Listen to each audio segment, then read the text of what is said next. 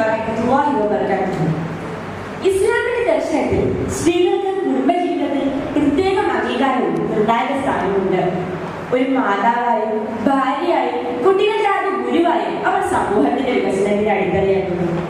ഇസ്ലാമിന്റെ സങ്കല്പങ്ങളിൽ സ്ത്രീകൾക്ക് നൽകിയിരിക്കുന്ന അതുല്യ പദവിയും അവരോടുള്ള മാന്യമായ സമീപനവും എല്ലായിടത്തും അനുസരിപ്പിക്കപ്പെടുന്നതാണ്.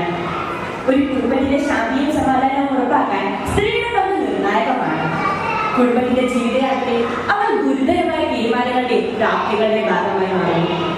ഈ വിഷയം ചർച്ച ചെയ്യുമ്പോൾ ഇസ്ലാമിക സങ്കല്പങ്ങൾ സ്ത്രീകൾക്ക് എങ്ങനെ ശക്തി നൽകുകയും കുടുംബത്തിന് മാത്രമല്ല സമൂഹത്തിനാകെ സമഗ്ര വികസനം സാധ്യമാക്കാൻ പ്രേരക ശക്തിയാകുകയും ചെയ്യുന്നത് നമുക്ക് പരിശോധിക്കാം. അവിശുദ്ധ കൂട്ടുകെട്ടിലൂടെ സദാചാരം വലിച്ചെറിഞ്ഞ് ജീവിക്കുന്ന ആധുനിക കാലഘട്ടത്തിൽ വിശുദ്ധിയുടെ വിളനിലവായി നിറഞ്ഞു നിൽക്കുന്ന വലിയ ഇസ്ലാമിന്റെ രാജപാതയുടെ വളർച്ചയ്ക്ക് ഏറ്റവും ഉപകാരപ്പെട്ട സാമ്പത്തിക സ്രോതസ്സായി പ്രവാചകനാൽ തന്നെ സാക്ഷ്യപ്പെടുത്തപ്പെട്ട വനിതാ രത്നം ഖദീജ റളിയല്ലാഹു അൻഹ. യൗവനത്തിലെത്തുന്നതിന് മുൻപേ പ്രവാചകന്റെ ആയിരക്കണക്കിന് ഹദീസുകൾ റിപ്പോർട്ട് ചെയ്തു സഹാബി വൈദ്യർക്ക് പോലും സംശയ നിവാരണം നടത്തുകയും ചെയ്ത വനിതാ രത്നം ആയിഷ റളിയല്ലാഹു അൻഹ. രാജകീയ ജീവിതത്തിന് അവസരമുണ്ടായിട്ടും ദൈനംദിന ജീവിതം സ്വയം തിരഞ്ഞെടുത്ത പരിത്യാഗികളുടെ പർദേശിയുടെ രാജകുമാരി പ്രവാചകന്റെ കരളിന്റെ കഷ്ണം ഫാത്തിമ റളിയല്ലാഹു അൻഹ. നോക്കൂ, എത്രമേൽ സമ്മോഹനമാണ് മറ്റു ജീവിതങ്ങൾ. ജീവിതകാലം കഴിഞ്ഞ് കാലം വേറെ കഴിയുമ്പോഴും ചരിത്രത്തിന്റെ തിരുമുഖത്ത് താൻ ഉയർത്തി നിൽക്കുകയാണ് ആ നിത്യ രോമാഞ്ചങ്ങൾ. സ്ത്രീകളോടുള്ള 6-ാം നൂറ്റാണ്ടിലെ ചില കാഴ്ചപ്പാടുകൾ എന്തായിരുന്നു എന്ന് നമുക്ക് പരിശോധിക്കാം. ഇസ്ലാമിക പ്രബോധനത്തിന്റെ അതിപ്രധാന കാലമായിരുന്ന 6-ാം നൂറ്റാണ്ടിൽ സ്ത്രീകളുടെ സാമൂഹിക നിലവാരം എവിടെ നിന്നിരുന്നു എന്ന് നമുക്ക് അളക്കാം. പെണ്ണിന്റെ ജന്മം ശാപമായി മാറിയ കാലം.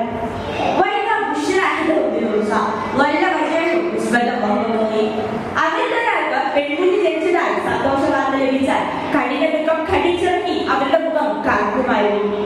തനിക്ക് ലഭിച്ച മഹാഭാഗ്യത്തെ ശാപമായി കാണുവാൻ മാത്രം ഇടുങ്ങിയതായിരുന്നു അവരുടെ സ്ത്രീപക്ഷ സങ്കല്പങ്ങൾ. അനേബി കഴിവച്ചെന്ന സ്ത്രീകളെ അടിമകളാക്കി ഞായറാഴ്ച ചന്തകളിലെ അളവുമാടുകളെ പോലെ അടിമച്ചന്തയിൽ ഉൾപ്പെടെ പെണ്ണുങ്ങൾ സ്ത്രീകളെ നിർത്തിനിർത്തിയിരുന്ന കാലങ്ങളായിരുന്നു. യോദ്ധാക്കളെ ഹരം കൊള്ളിക്കുന്ന പെൺകുട്ടികൾ, യുദ്ധരണാങ്കണത്തിൽ യോദ്ധാക്കളെ ഹരം കൊള്ളിക്കുവാൻ അർദ്ധനഗ്നങ്ങളും പൂർണ്ണനഗ്നങ്ങളുമായി സ്ത്രീകൾ ഉപയോഗിച്ചിരുന്ന കാലം.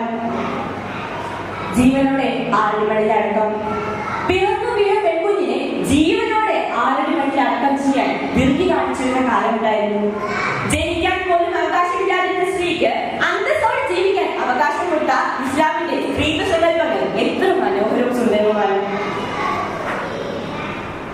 മറ്റൊരു ഖുർആൻ ചൊല്ലുമ്പോൾ സൂചിപ്പിക്കുന്നു, സുബ്ഹാനല്ലദീ ഖലഖൽ അസ്വാജ കുല്ലഹ മിമ്മാ തുൻബിതുൽ അർദ് വമിൻ അൻഫുസിഹിം വമിമ്മാ ലാ യഅലമൂൻ.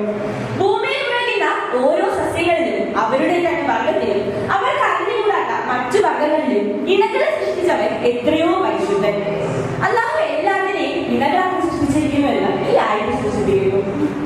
മലയാള ഭാഷയിൽ നോക്കൂ, ഭാര്യ എന്നാൽ ഭരിക്കപ്പെടുന്നവരെന്നും ഭർത്താവ് എന്നാൽ ഭരിക്കുന്നവരെന്നുമാണ് പറയുക. എന്നാൽ ഖുർആനിൽ ഇണകൾ എന്നാണ് പറയുക. ഇടതും വലതും കൈകൾ ഇണകളാണ്. അതുപോലെ കാലുകളും കൈകളും കണ്ണും മൂക്കും എല്ലാം ഇണകളാണ്. രണ്ടും ഒരേ മനസ്സോടെ പ്രവർത്തിക്കുമ്പോഴാണ് പൂർണ്ണത കൈവരിക.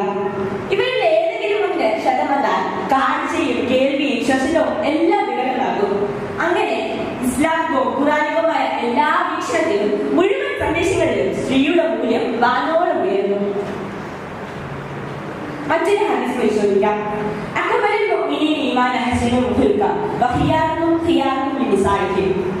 നിങ്ങളിൽ ഏറ്റവും തികഞ്ഞ വിശ്വാസം കാണിക്കുന്ന വിശ്വാസികൾ നല്ല പെരുമാറ്റമുള്ളവരായിരിക്കും. പെണ്ണിന്റെ ജന്മം ശാപമായി മാറിയ അക്കാലത്തെ സാക്ഷിയാക്കി വിശുദ്ധ നബി സല്ലല്ലാഹു അലൈഹി വസല്ലം പറഞ്ഞു, നിങ്ങളിൽ ഏറ്റവും മികച്ചത് അവരുടെ സ്ത്രീകളോട് ഏറ്റവും മികച്ചവരാണെന്ന്. പുരുഷമാറ്റത്തിന്റെ ഒരു അളവുകോലായി സ്ത്രീ ഇവിടെ മാറുന്നു. സ്ത്രീകളെ വാങ്ങുകയല്ല വേണ്ടത്, മറിച്ച് സ്ത്രീക്ക് മഹർ നൽകി അവരെ ധനമായി സ്വീകരിക്കുകയാണ് വേണ്ടത് എന്ന് ഇസ്ലാം നമ്മളെ പഠിപ്പിക്കുന്നു. വീണ്ടും സ്ത്രീയായ തന്റെ മാതാവിന്റെ കാൽച്ചുവട്ടിലാണ് തന്റെ സ്വർഗം എന്ന് പോലും ഇസ്ലാം പഠിപ്പിച്ചു. അങ്ങനെ നോക്കിയാൽ സ്ത്രീ എന്തെല്ലാമാണ്. സ്ത്രീ ഇണയാണ്. പുരുഷ മഹത്വത്തിന്റെ ഒരു അളവുകോലാണ് സ്ത്രീ. സ്ത്രീ. സ്ത്രീധനമല്ല, സ്ത്രീധനമാണ്. യുദ്ധാവസരത്തിൽ അവകാശങ്ങളുള്ളവളാണ് സ്ത്രീ. സ്വർഗത്തിന്റെ കാരണക്കാരിയാണ് സ്ത്രീ. സാമ്പത്തിക അവകാശം അർഹിക്കുന്നവളാണ് സ്ത്രീ. കുടുംബത്തിന്റെ വിളക്കാണ് സ്ത്രീ. നല്ല കുടുംബത്തിന്റെ ഇസ്ലാമിക മാനദണ്ഡങ്ങൾ എന്താണ് നമുക്ക് അടുത്ത് പരിശോധിക്കാം. 1. ഇസ്ലാമിക വീക്ഷണത്തിൽ അധിഷ്ഠിതമായ വിവാഹം. 2.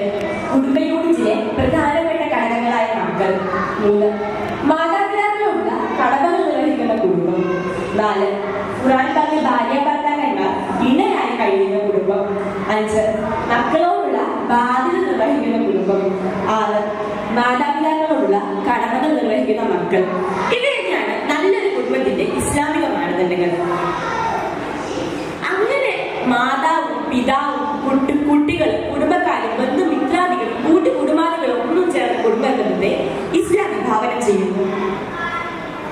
അങ്ങനെയുള്ള ഒരു കുടുംബത്തിന്റെ കുടുംബിനിയായി മാറുക, നായികയായി മാറുക എന്നത് ഇസ്ലാം ഏറ്റവും വലിയ സാമൂഹിക പദവിയായി ഇസ്ലാം സ്ത്രീക്ക് കണക്കാക്കുന്നു.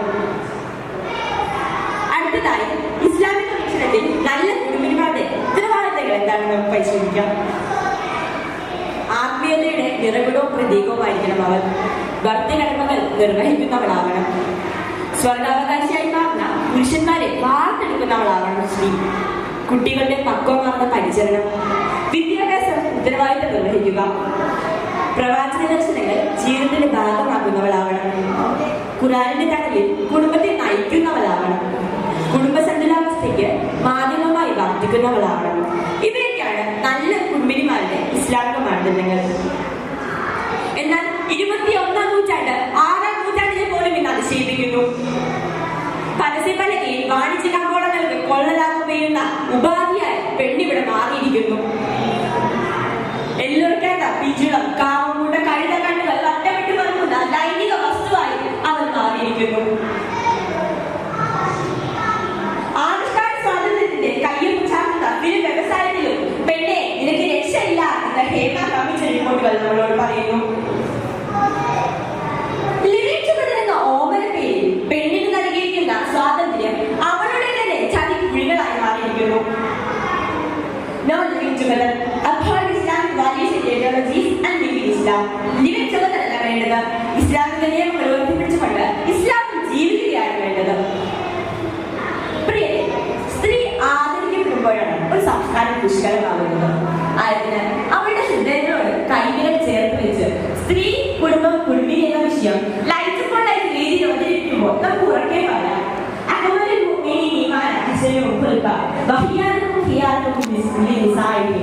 നിങ്ങളിൽ ഏറ്റവും മികച്ചത് അവരുടെ സ്ത്രീകളോട് ഏറ്റവും മികച്ചവരാണെന്ന്.